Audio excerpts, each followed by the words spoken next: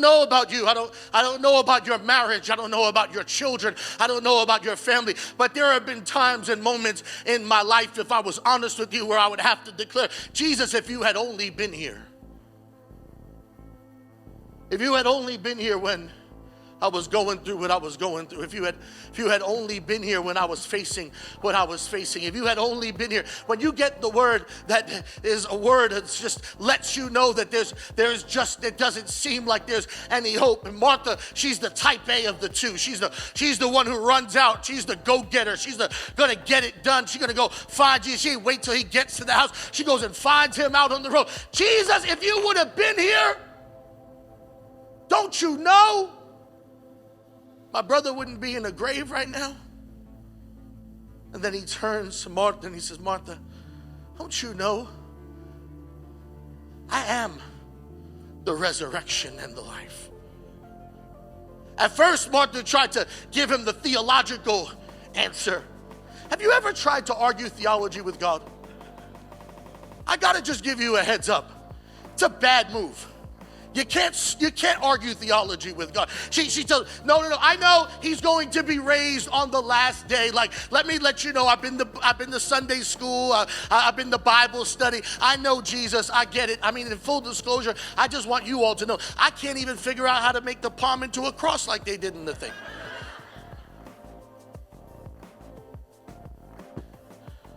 I know Jesus, I know on the last day it'll. No, Martha. You don't understand. I am the resurrection and the life. Martha runs back, finds her sister Mary. Mary, Jesus is here. If Martha is the type A one, Mary's the emotional one.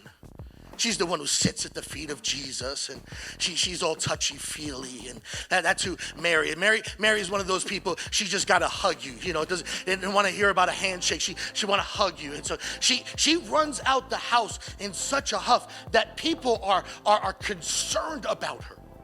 The other people who are grieving in the house, sitting shiva in the house, they're so concerned about the fact that she runs out the way she runs out. They follow her. She must be running to the tomb to go grieve once again where Lazarus is buried, and they don't know she's running to the feet of Jesus. And emotionally, as she gets to Jesus, she says, Jesus! In that moment, Jesus had not yet entered the village. He was still a ways out. And as she ran, she fell at his feet and said, Lord, if you just would have been here. And Jesus saw her weeping and said, where have they laid him? For he was deeply moved. In that moment, Jesus sees Mary's grief, her anguish. Mary, in all of her pain and all of her suffering, moves the heart of God. Think about this. He knows what he's about to do in a moment. And the next verse, which is the shortest verse in the Bible, which might be the most profound verse in the Bible, says, and Jesus wept. 2 words. Jesus wept. It's an indicator. It's a peek. It's a peek behind the veil into the heart of God. Can God feel?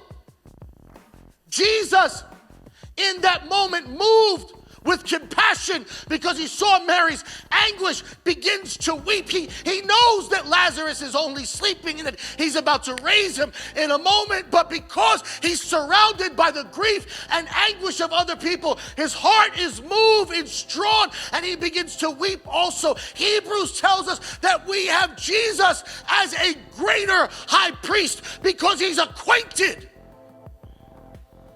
He's familiar with our suffering and our anguish. We don't serve a God who's distant and off somewhere in the clouds wondering and doesn't have feeling. No. We serve a God who understands our pain. Jesus, who now sits at the right hand of the Father ever looking to make intercession for us, sitting at the right hand of the Father, interceding on our behalf. You know what I'm reminded of? I'm reminded that whenever I pray, I'm never the first to pray. That when I begin to pray and I begin to call out of my grief and out of my anguish, Jesus has already been praying for me.